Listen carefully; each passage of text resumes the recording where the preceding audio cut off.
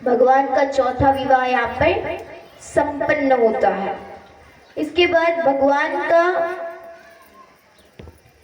पांचवा विवाह होता है मित्र वृंदा के साथ। भगवान का पांचवा विवाह होता है। छठवां विवाह भगवान का होता है, एक महाराज थे राजा कौशल नरेश नग्नजीत, और उनकी बेटी का नाम था सत्या देवी, जिसको नग्न जाति भी कहते थे। तो उनकी बेटी का नाम था सत्या देवी। तो एक बार वो राजा ने ये प्रतिज्ञा किया कि मेरे 7 बलिष्ठ बैल हैं। बैल समझते हैं ना आप? और जो भी ये 7 बैलों को नाथ देगा, जो भी ये 7 बैलों को हरा देगा, उससे मैं अपनी बेटी का विवाह करवाऊंगा। तो वैसे ही भगवान जो है बड़े बड़े वहां पर राजकुमार राजवीर सब वहां पधारते हैं। तो भगवान श्री कृष्ण भी वहां पधारते हैं और उन्होंने 7 बैल को एक ही रस्सी में नाथ दिया। और फिर वहां पर सत्या देवी जो है वो भगवान को प्रसन्नता पूर्वक आकर के उनके गले में वरमाला डाल दिया। और फिर वहां पर भगवान का होता है छठवां विवाह सत्या देवी, जिसको नग्न जाति भी कहा जाता है। तो भगवान का छठवां विवाह संपन्न होता है सत्या देवी के साथ। इसके बाद भगवान का 7वां विवाह होता है वसुदेव जी की एक छोटी बहन थी जिसका नाम था श्रुतकीर्ति। वसुदेव जी की बहन थी और अब ये जो है भगवान की बुआ लगती थी, लेकिन इनका मन था कि मैं अपनी बेटी का विवाह जो है वो द्वारकाधीश से ही करवाऊंगी। भले ही बुआ लग रहे हो, क्या होता है, लेकिन मैं अपनी बेटी का विवाह द्वारकाधीश से ही करवाऊंगी। उनकी बेटी का नाम था भद्रा। तो यहाँ पर फिर भगवान का 7वां विवाह होता है भद्रा के साथ। भगवान का 8वां विवाह होता है मत्स्य भेदन करके मित्र वृंदा के साथ। भगवान का 8वां विवाह होता है यहाँ पर। आइए सुखदेव जी महाराज अब यहाँ पर भौमासुर प्रसंग प्रारंभ करते हैं। सुखदेव जी महाराज राजा परीक्षित को बताते हैं कि भौमासुर पृथ्वी महारानी का पुत्र था। किसका पुत्र था? और इसका जन्म तब हुआ था जब भगवान वराह जो है वो पृथ्वी का उद्धार कर रहे थे और प्रभु कि श्वेत से उत्पन्न हुए थे। इसकी उत्पत्ति हुई थी और इसने माता अदिति के कुंडल का हरण कर लिया था। भौमासुर ने माता अदिति के कुंडल को हरण कर लिया था और अपने राज्य में, अपने कारागार में वो 16,000 राजकुमारियों को कैद करके रखा हुआ था। अब एक दिन नारद जी जाते हैं और नारद जी जाकर के द्वारकाधीश को, भगवान को ये बताते हैं ऐसा ऐसा बात है प्रभु, भौमासुर ने हमें तंग करके रखा है।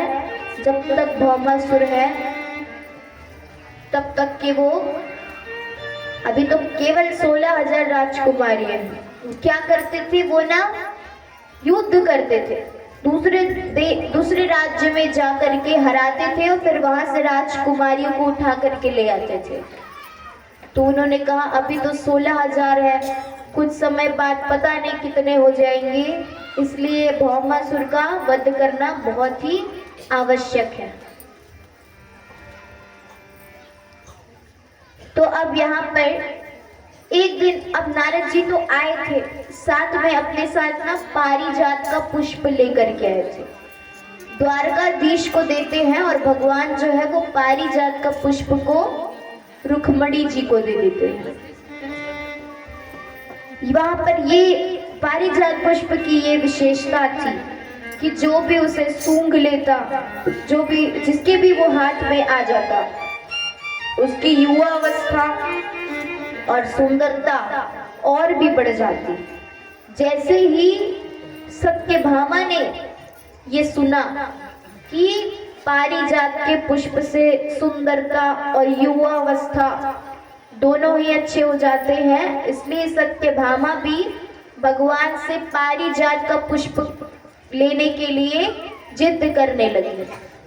भगवान ने कहा, अरे प्रिय, तुम पुष्प की बात करते हो, पुष्प क्या, हम तुम्हारे लिए पूरा वृक्ष ही लेकर के आ जाएंगे, मैं तुम्हें पारिजात का वृक्ष ही दिलवा दूंगा, लेकिन आपको साथ में जाना होगा। तो देखो, प्रभु ने ऐसा इसलिए किया क्योंकि सत्यभामा की आज्ञा के बिना भौमासुर का वध नहीं हो सकता था।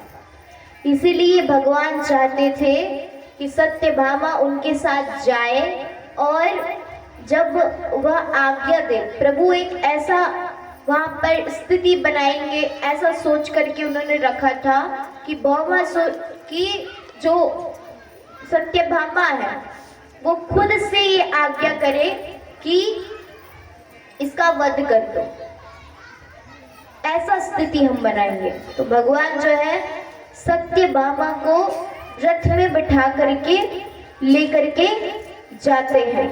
अब पारिजात पुष्प के पेड़ की ओर लेकर के जाते हैं, भौमासुर का वध करना चाहते हैं। सत्यभामा को अपने रथ पर बिठाया और फिर रथ में बिठा करके वो इंद्र से पारिजात पुष्प लेने के लिए, पारिजात का वृक्ष लेने के लिए वो प्रस्थान करते हैं।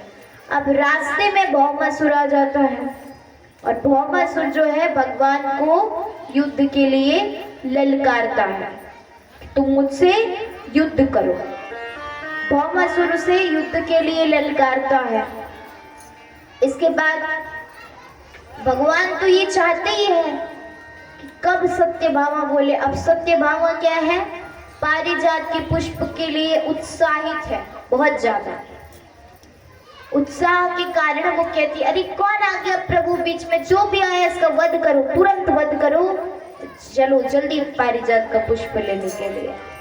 भगवान कहते, अरे देवी, इसी बात का तो इंतजार था, मैं यही चाहता था, प्रिय तुमने कहा है जरूर इसका वध करूंगा। भगवान जो है वहां पर भौमासुर का वध कर देते हैं। बोलिए भक्तवत्सल भगवान की। और भौमासुर ने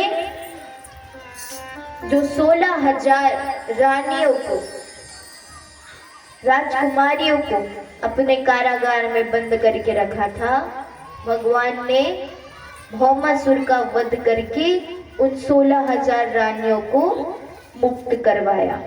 और फिर राजकुमारियों ने भगवान से कहा कि प्रभु बहुत बहुत धन्यवाद, हम जो है आपके श्री चरणों में प्रणाम करते हैं, भगवान की स्तुति करते हैं और कहते हैं कि प्रभु हमें जो है ना हमारे घर वाले स्वीकार नहीं करेंगे, समाज जो है हमें स्वीकार नहीं करेगा, हम अब मुंह दिखाने के लायक नहीं हैं, इसलिए हमारे लिए आत्महत्या करना ही उचित है। हम सब जितने भी 16,000 रानियां हैं, हम जो है अपना प्राण त्याग देंगे।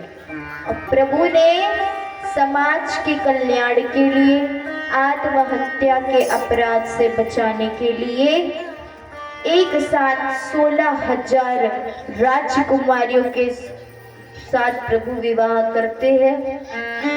16,000 राजकुमारियों को वो स्वीकार करते हैं। वास्तव में ये 16,108 रानियां थी। देखिए यहाँ पर 16,000 मुख्य उपासना कांड के मंत्र हैं, वो 16,100 रानियां थी, 16,000 और 100 रानियां राजकुमारी। तो यहाँ पर जो 16,000 है वो मुख्य उपासना कांड के मंत्र हैं, 100 जो है वेद मंत्र हैं और 8 जो है अष्टधा प्रकृति है। और हमारे शरीर में मुख्य रूप से नाड़ियों में भी 16,108 ही है।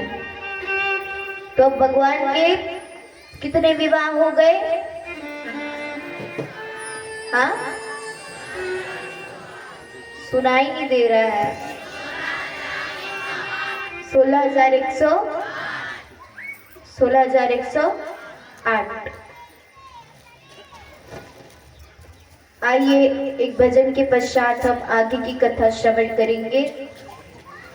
एक बार सभी को प्रेम से बोलना पड़ेगा, राधे राधे।